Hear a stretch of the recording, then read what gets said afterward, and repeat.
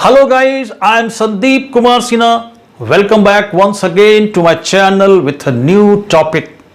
Today I will discuss about the capital receipt, the other components of budget receipts.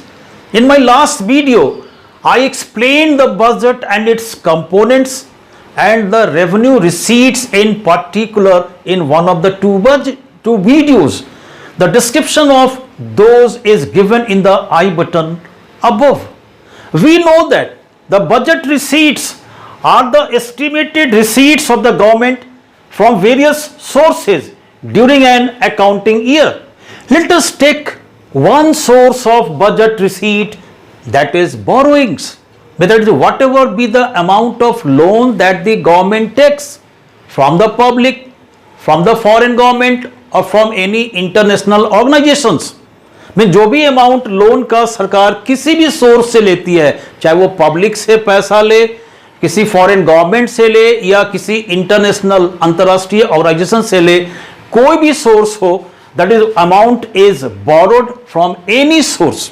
Whatever be the amount of borrowings, that is one of the source of budget receipts of the government. Now the question arises, is the government under any future obligation to return the amount of receipt? क्या सरकार को ये पैसा वापस करना है जो उसने कर्ज के रूप में लिया? Yes, this amount has to be returned back along with the amount of interest. जो भी इस borrowed amount पर सरकार को इंटरेस्ट देना है, उस इंटरेस्ट के साथ ये पूरा पैसा सरकार को वापस करना है.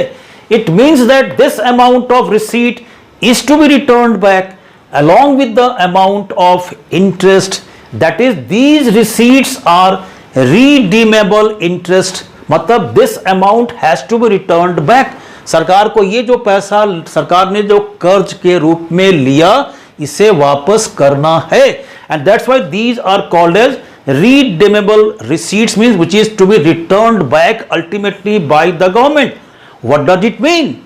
That the borrowed amount or the borrowings create a liability for the government. Means government की देनदारी बढ़ा देता है. The government has to refund back this amount of receipt ultimately along with this interest amount.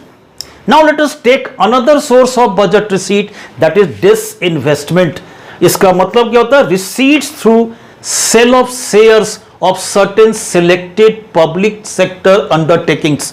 सरकार जो भी undertakings है public sectors में, उसका कुछ शेयर या पूरा शेयर्स बेच देती है. जो पैसा आता है वो पैसा रिसीट्स थ्रू डिसइन्वेस्टमेंट्स कहलाता है. Now the question arises, did this amount of receipt come through the sale of assets? Yes. क्या ये जो पैसा सरकार के पास आया कोई संपत्ति बेचकर आया? Yes. It means this amount of receipt, that is through disinvestment, causes a reduction in assets. और जो भी डिसइन्वेस्टमेंट से रिसीट अमाउंट आया वो क्या करता है? सरकार की संपत्ति घटा देता है. Means that causes a reduction in the assets of the government. So these two resources, one resource that is borrowings causes or creates a liability for the government, that is burden of repayment of the amount of loan along with the amount of interest, and the second one that it causes a reduction in assets, that is disinvestment. So these two are the budget receipts. All such receipts of the government which either create a liability or cause a reduction in assets are called capital receipts. Here borrowings and disinvestments are capital receipts. Borrowing create a liability, that is a burden of payment. सरकार जब कर्ज लेती है तो वापस करना है, देनदारी है. And the disinvestment, that is sale of shares of certain public sector undertakings. तो ये क्या करता है? हमारा संपत्ति घटा देता है. That causes a reduction in assets, and therefore we can say that the capital receipts are the estimated receipts from borrowings and sale of assets. Whenever they are borrowed, they are to be returned back. जब भी सरकार कोई भी कर्ज लेती है उसे वापस करना होता है। मतलब these receipts are redeemable receipts means are to be returned back, इसे वापस करना है। The government is under any future obligation to return back the amount of borrowing or amount of loans. And second one, these receipts are not of recurring nature means not happening or occurring at regular intervals. सरकार हमेशा कर्ज नहीं लेती, सरकार हमेशा कोई भी shares या संपत्ति नहीं बेचती, मीन्स ये हमेशा रेगुलर इंटरवल्स पर नहीं होता है। Not at regular intervals these receipts are coming to the government treasury and therefore these receipts are said to be of non recurring nature, मतलब ये रेकरिंग नेचर का रिसीट्स नहीं है। And they are meant for long expenditures means whenever large investments are required in the economy in capital projects, कोई भी capital projects में सरकार को जब बड़ा कोई इन्वेस्टमेंट करना होता है तो पैसा जो आता है वो सोर्स कौन सा है, कैपिटल रिसीट्स है। That comes through the capital receipts, that is whenever investment is desired in capital projects it comes through capital receipts. Now let's have various components of capital receipts, that if the sources from which these receipts come to the government treasury, किस किस source से सरकार के पास पैसा आता है under this head. Number one, first is borrowings means whenever government borrows, takes a loan from any source, domestic as well as external source. Domestic means from the public or RBI, and external source means foreign government or any international organizations. जब भी सरकार किसी से भी कर्ज लेती है, public से, रिजर्व बैंक ऑफ इंडिया से, फॉरेन गवर्नमेंट से या कोई भी इंटरनेशनल ऑर्गेनाइजेशन से जब भी लोन लेती है तो it is a fact that this amount has to be returned back, इस अमाउंट को वापस करना है। Mean the government is under the future obligation to return back that amount to the person or the organization from where the loan has been taken।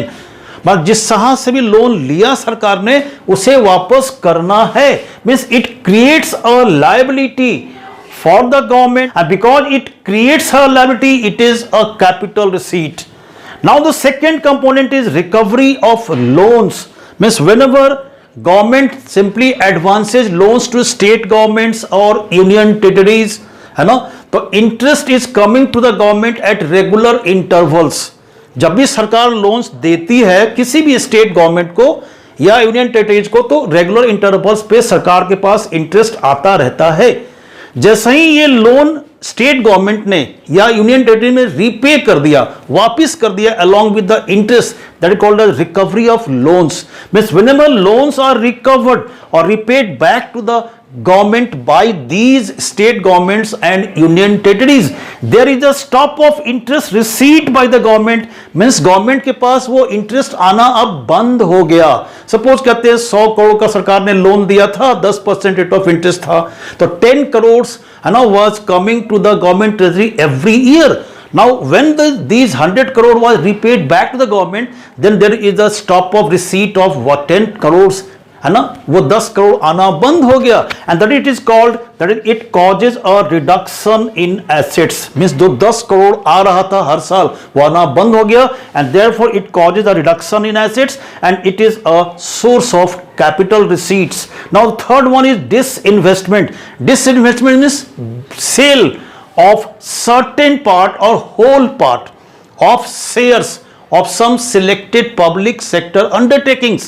जब भी सरकार कोई भी अपनी जो शेयर्स है किसी पब्लिक सेक्टर अंडरटेकिंग का पूरा या थोड़ा बेच देता है तो पैसा सरकार के पास आता है, that is called the capital receipts. But whenever these are sold out then what does it cause? It causes a reduction in assets. संपत्ति घटा देता है सरकार का in the form of dividend और profits coming to the government treasury. जो भी सरकार के पास डिविडेंड आ रहा था, अगर इन्वेस्टमेंट था शेयर्स में या अगर प्रॉफिट्स आ रहा था, उसका अगर प्रोडक्टिव एक्टिविटी हो रहा था, शेयर्स मेजर्स था, ऑनरशिप राइट्स था, ना उसने बेच दिया, then there is a reduction in assets and as such it is one of the source of capital receipt for the government. Now the fourth one is small savings and provident fund. What small savings means? In post offices and provident fund deposits, national savings certificates, national savings scheme deposits and others, whatever deposits are made by the public in these accounts, that is a liability for the government to return it back. जो पैसा वहां जमा है उस account में government को हर हाल में उसे वापस करना है. Means there is a liability of payment on the part of the government. Government has to return it back, government को वापस करना है.